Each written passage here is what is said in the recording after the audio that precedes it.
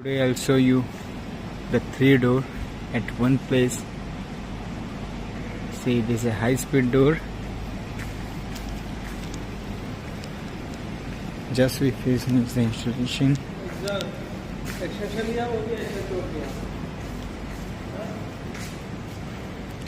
This one is also, you can see from here you can take up.